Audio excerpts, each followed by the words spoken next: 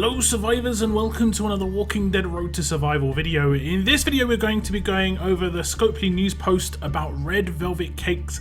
They are being retired, unfortunately. We'll read over the post first and then I'll give my thoughts. It says, "Hi survivors, we'll be retiring the red velvet cakes from the game. From the 23rd of February onwards, they will no longer be made available in game. However, we'll be bringing a collection to the museum for 30 days, during which you will be able to exchange any remaining red velvet cakes you might have for S-Class shards at the following rates. Red Velvet Cleanup Collection, to be launched on the 23rd, will cost 250 red velvet cakes and rewards a choice box of 250 S-Class collectibles. The characters that are going to be made available for are up until Frost by the looks of things. So 12 characters will be made available within the Red Velvet Cleanup Collection. Now there is not a princess collection here, and my guess is because she was not a promo character, she was never going to feature in the Red Velvet Cake collections in the future. It goes on to say, we will be making an offer available for 2 weeks in case you need to round up your total number of velvet cakes to exchange in the collection. And there's another one where it costs 25 coins and it rewards 25 red velvet cakes, and it has a limit of 9, so you can buy just under 250 red velvet cakes if you so need to. Put your red velvet cakes to good use and top up your remaining collections. Best Tatron and the TWD RTS team." So obviously this is pretty disappointing. I think the red velvet cakes collection was one of the best ways you could progress with characters. You know, if you had an S-Class character, you could progress quite heavily for a pretty reasonable amount of red velvet cakes. They weren't easy to come by.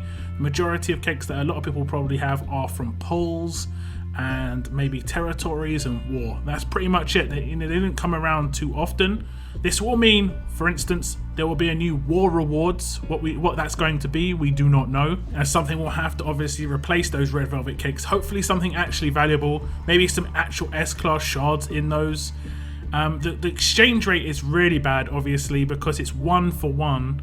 Whereas in the museum collections for the characters, the worst you would have is just over 2 collection items per red velvet cake, or if you had the S-Class character it would be just over 4. So I think it would have been better just doing a 2 for 1 as a minimum, so a choice box of 500 for every 250. They have also limited it to 15 collections, and that means if you've got over 3,750 red velvet cakes, which some people who spend heavy or hit heavy milestones or do a lot of things that would reward red velvet cakes potentially do have over 3,750 red velvet cakes. I myself do not. I just have over 250 on one region, and on the other region I had just over 1,000. So it's not really going to affect me. Obviously, I was hoping that my collections are going to come around. That was the aim, you know, to be able to get these. These are generally older characters that you can claim in here. I think you can only get up to Dayu in those crates. It's not like you're getting the brand new characters. You're generally getting the older, worse characters. They haven't given them much time either.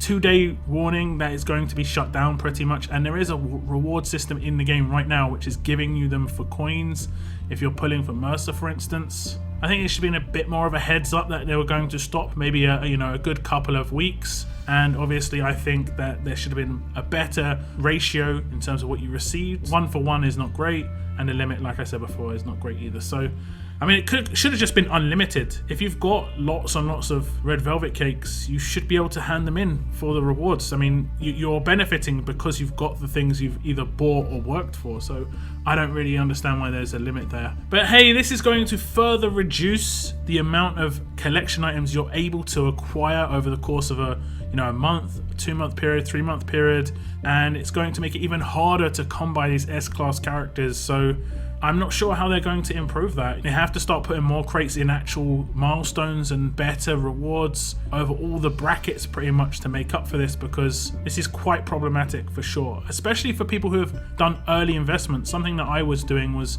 claiming a 5-star character of every single new collection that came out as quickly as possible, using a lot of my resources to get to the 6-star maxed out, and then being able to use my red velvet cakes on that character. So there may be some people who've done that with Minerva, for instance, or done that with Frost. and they're not going to be able to get any rewards for that. They've already invested the resources to be able to max out that character. So yeah, poor show in my opinion. There's no idea, no communication of what's to come, what's to replace this, and we definitely need that communication really soon. I would say before the 23rd if I'm honest, which is only 2 days away, but before the 23rd would be a good one. But that's my thoughts on this, guys. Do tell me your thoughts in the comments. That is the end of my video. Thank you very much for tuning in, and as always, keep on surviving, guys. Keep on surviving.